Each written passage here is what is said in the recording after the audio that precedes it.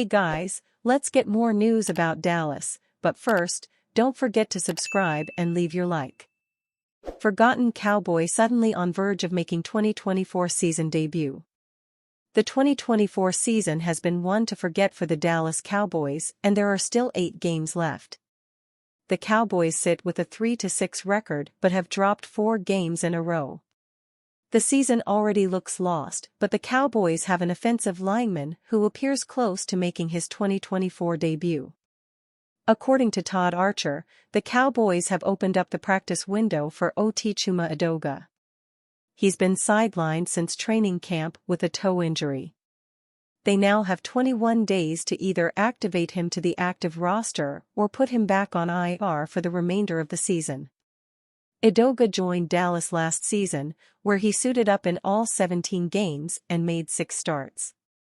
He logged 420 total snaps in 2023, logging a 61.4 overall grade per PFF. The USC product gave up 16 pressures with 3 sacks allowed. The 27-year-old's return may have come at the right time. Rookie tackle Tyler Guyton is dealing with a shoulder injury that has cost him 2 games this season. Even when he was on the field, the Oklahoma product struggled immensely. Guyton has allowed 19 pressures and gave up 4 sacks in 2024. He needs to improve his play, and having Edoga potentially take his spot when he's activated could be an option. The Cowboys will be looking to see what players can stick around in 2025, and Edoga may have his chance to prove himself. Mix shots, knowing when you've just said enough. Here is my expert advice to Micah Parsons, in lieu of what he had to say after the Cowboys' 34-6 loss to the Eagles Sunday night. And with regards to Nike, just do nothing. As in what you have to say. Especially in this day and age when words can either be misinterpreted by the less knowledgeable or intentionally misrepresented to support someone's narrative, exactly what took place, especially nationally, when Micah's rather innocuous comments after the game turned into these screaming headlines and uncontrolled blathering. So Micah, next time someone asks you your thoughts on if Cowboys head coach Mike McCarthy will be here coaching next year, just stick with the first thought that came to your mind. That's above my pay grade about if Mike is coaching again next year. Enough said. Button up. And while your honesty and ability to expound on your opinions is greatly appreciated, you leave yourself vulnerable to be second-guessed. And the last thing this team needs now on a 4-game losing streak with a 3-6 record, the franchise quarterback Dak Prescott undergoing season-ending surgery Wednesday to repair his partially torn hamstring avulsion, and the 6-3 first place in the AFC South Texans coming to town Monday night is anything more to create a stir. Now nice you were sticking up for your teammates when you expanded your thoughts by saying, but all coaching aside, Mike can leave and go wherever he wants.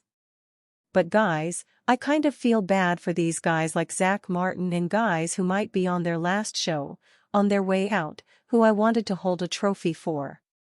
You want to win games and do great things for those type of legends who put in more time and work than Mike McCarthy ever did. So those are the kind of guys that I have so much sympathy and hurt for. Too much. Because someone, intentionally or not, then can misconstrue what you were trying to say. And certainly sure Zach appreciated your sentiments, knowing he's been here for 11 seasons now and just might be in his last in the NFL. But you went too far with the work thing and left yourself open for the critics waiting with bated breath. Just learn what so many previous Cowboys quarterbacks have learned when realizing when they spoke, they were considered the face of the franchise. They would say a lot while failing to provide any substance. Danny White certainly learned that in the 1980s. Became the starter after the beyond reproach Roger Staubach retired and a tough interview. Troy Aikman learned that same lesson in the 1990s, great personality when the cameras weren't rolling, but measured his words very carefully in those group interviews. And once Tony Romo got burned for his innocent comments after a tough loss at Philadelphia in 2008, he went on to rarely say anything of substance yet holding back great insight in one-on-one conversations.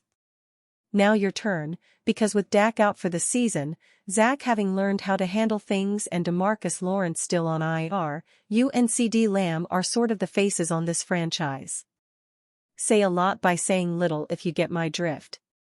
Still paying for 2023, sure was great. The Cowboys finished the 2023 season with a 12-5 record, first place in the NFC East for the second time in 3 years and earning the number 2 seed in the NFC playoffs. But now the Cowboys still are paying dearly for that first-round playoff loss, having to play that first-place schedule. Heading into Week 11, the Cowboys have played the third most difficult strength of schedule, their 9 opponents owning a .553 winning percentage. The only 2 teams with a more difficult strength of schedule are Arizona at .581 and Tampa Bay at .656, if you can believe that. And it doesn't get that much easier for the Cowboys the rest of the way, their remaining 8 opponents with a .506 winning percentage, ranking 17th in the NFL, that mostly thanks to remaining games with the 2-8 Giants and 3-7 Panthers. Nothing given, here is an interesting position to keep an eye on going forward, left tackle.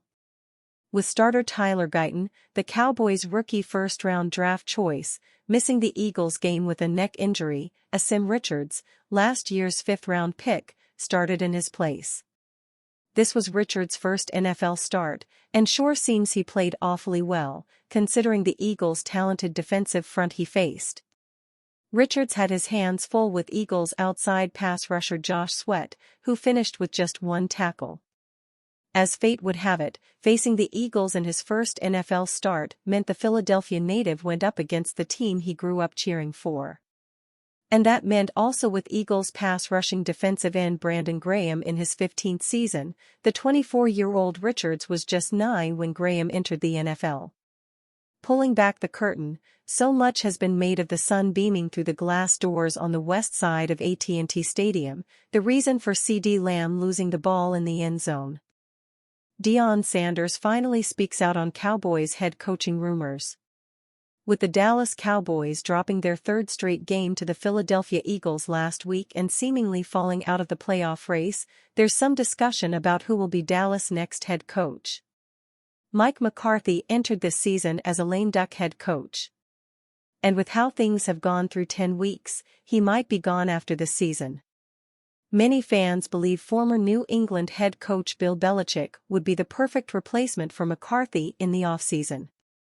However, former NFL coach Rex Ryan mentioned Colorado head coach Deion Sanders as a potential candidate on ESPN's Get Up, which picked up a lot of attention on social media.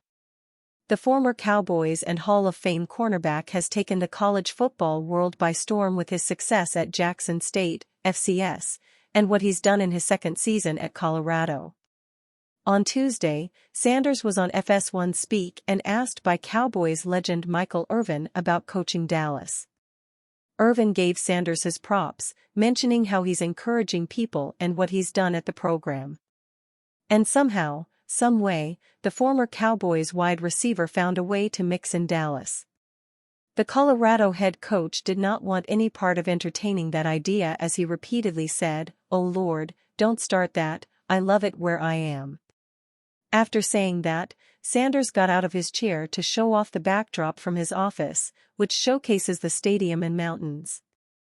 He said while walking, "Let me take the computer in here because you're starting to talk that talk," he said, laughing. "I love it where I am."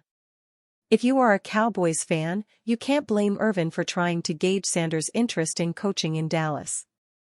However, the Hall of Fame defensive back said last summer on record that he has no desire or ambition to coach in the NFL. And you fan? What do you think of the situation of Deion Sanders? Leave your opinion in the comments.